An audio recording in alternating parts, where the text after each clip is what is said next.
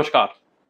एक सवाल आपके भी मन में आता होगा कि जब 53rd जीएसटी काउंसिल मीटिंग के बाद जीएसटी काउंसिल ने रेकमेंड कर दिया चेंजेस को और उसके बाद पार्लियामेंट के बोथ हाउसेस ने उसको पास कर दिया, ऑनरेबल प्रेसिडेंट ऑफ इंडिया ने उसको एक्ट बना दिया, उसके बावजूद भी state governments plus central government उन प्रोविजंस के लिए नोटिफिकेशन इशू क्यों नहीं कर रही हैं?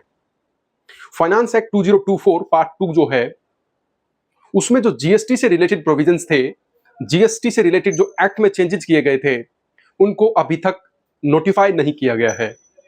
और नोटिफाई ना करने का कारण रिसेंटली हमें पता चला कि central board of indirect taxes और कस्टम्स ने रिसेंटली एक ट्वीट के माध्यम से किसी यूजर को यह बताया है कि किस वजह से ये प्रोविजंस नोटिफाई नहीं हो पा रहे हैं। मैं आपको थोड़ा सा उसको डिटेल में बताता हूं। फ्रेंड्स, जीएसटी एक फेडरल स्ट्रक्चर है, मतलब जीएसटी का जो स्ट्रक्चर है एक फेडरल टैक्स स्ट्रक्चर है। यहां पे दो गवर्नमेंट्स मिलके इस कानून को फ्रेम करती हैं, इस कानून को ड्राफ्ट करती हैं।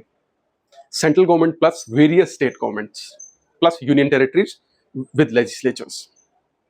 तो जब भी जीएसटी काउंसिल किसी भी चेंज को, किसी भी अमेंडमेंट को रेकमेंड करती है तो रेकमेंड दोनों को करती है, सेंटर को भी और स्टेट को भी।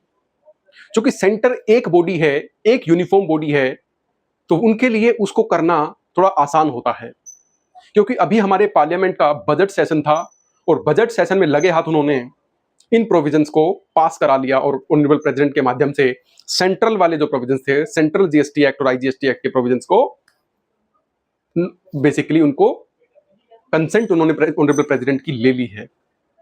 लेकिन जो उसका पैरेलल पोर्शन है, उसका जो रेप्लिका है सी का, एसजीएसटी, उसको उसमें बदलाव करने के लिए जो स्टेट लेजिस्लेचर्स हैं उनको सेशन में आना पड़ेगा।